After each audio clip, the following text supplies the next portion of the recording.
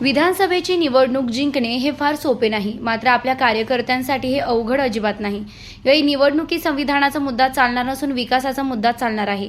मागील निवडणुकीत संविधानाच्या अपप्रचारामुळे काही ठिकाणी जागा गमवाव्या लागल्या, पण यावेळी असे होऊ न देता मोठ्या मताधिक्याने आपल्याला निवडून आणायचे आहे। आरपीआयच्या कार्यकर्त्यांनी आर्थिकदृष्ट्या सक्षम होणं अतिशय गरजेचं असून विधानसभा आणि लोकसभा निवडणूक लढवण्याची ताकद कार्यकर्त्यांमध्ये यायला हवी।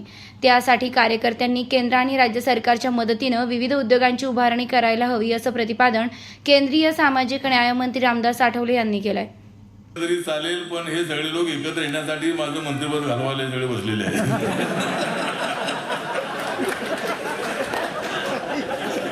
म्हणजे एवढ्या याने मी मंत्रिपद मिळवलेलं आहे। नरेंद्र मोदींचा एवढा विश्वास मी संपादन केलेला आहे। तुम्हाला काय पाहिजे ते मागा, पण माझं मंत्रिपद घालून तुमच्यासाठी मी प्रयत्न करेन। आपण आता एकत्र आहोत। राज्यामध्ये काही संधी मिळाली तर बघूया। या तीन पक्षांनी आता हे दोन आरपीआयचे नेते सोबत आहेत, त्यांच्याकडे लक्ष देणं अत्यंत आवश्यक आहे।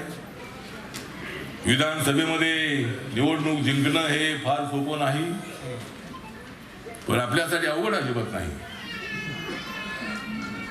या ठिकाणी संग्राम जगताप तर निवडून येणारच आहे, पण आपल्याला महाराष्ट्रामध्ये 170 180 85 पर्यंत जागा निवडून आणायच्या आहे। लोकांना समजावून सांगायचं आहे। आणि यावेळेला मी सांगतो की संविधानाचा मुद्दा चालणार नाही, यावेळेला विकासाचा मुद्दा चालणार आहे। अनेक बहिणींसाठी सुद्धा नवीन स्कीम एकनाथ शिंदे, देवेंद्र फडणवीस आणि अजितदादांनी केलेली आहे। पण आमची नम्र विनंती एवढीच आहे की म्हणजे ज्या वेळेला शासन आपल्या दारी आणि आरपीआयला असतो आपल्या घरी, आम्हाला बोलून पाहिजे ना। तुम्ही मला बोलू नका, माझे दौरे सगळे तिथेच बरं असतात। मी काय सरकारी अवेलेबल नाही आहे। आमच्या स्थानिक कार्यकर्त्यांना सांगा, रिपब्लिकन पक्ष निळा झेंडा त्या ठिकाणी असला पाहिजे। लोकसभेच्या निवडणुकीत आपण निळे झेंडे लावले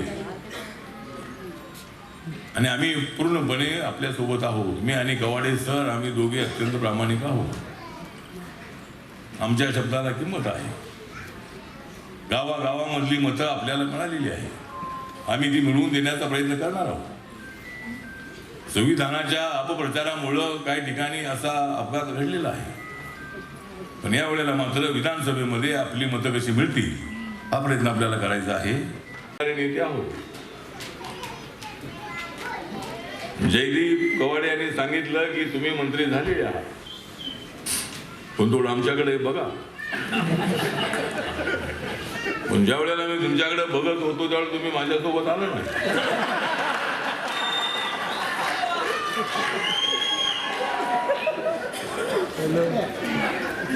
मी 90 मध्ये ज्या वेळेला मंत्री झालो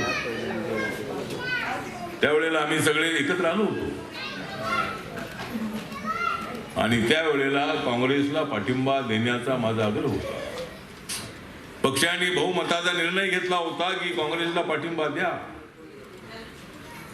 आणि त्यावेळेला मुख्यमंत्री माननीय शरद पवार साहेब होते। जर त्यांना आपण सांगितलं असतं की आम्हाला 1/3 सत्तेचा सहभाग द्या, तर त्यावेळेला जवळजवळ 14 15 16 आपले मंत्री होऊ शकले असते। पण त्यावेळेला मी एकटा गेलो काँग्रेस सोबत।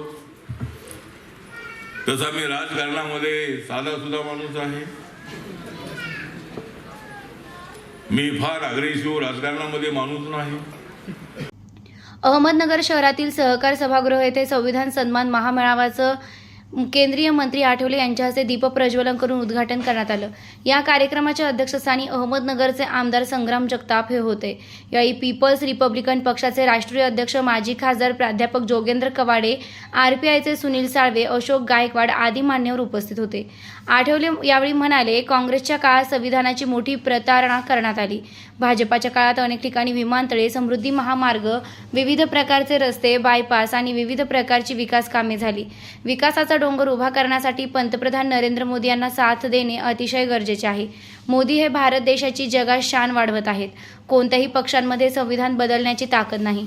नुकत्याच झालेल्या लोकसभेच्या निवडणुकीमध्ये विरोधी इंडिया आघाडीनं NDA सरकार संविधान बदलणार असा अपप्रचार केला आणि तो केवळ जनतेची दिशाभूल करणारा स्टंट होता. त्यामुळे संविधानाच्या सन्मानार्थ अहमदनगर शहरात जिल्हाव्यापी संविधान सन्मान महामेळाव्याचं आयोजन करण्यात आलं. या महामेळाव्यात रामदास आठवले यांची सलग तिसऱ्यांदा केंद्रीय मंत्रिपदी निवड झाल्याबद्दल त्यांचा भव्य नागरी सत्कार करण्यात आला. यावेळी आमदार संग्राम जगताप, प्राध्यापक जोगेंद्र कवाडे आदींची भाषणे झाली. या मेळाव्याला फुले, शाहू आंबेडकर आणि साठे चळवळीतील कार्यकर्ते मोठ्या संख्येने उपस्थित होते. यावेळी आमदार संग्राम जगताप यांना मानपत्र देऊन गौरवण्यात आले.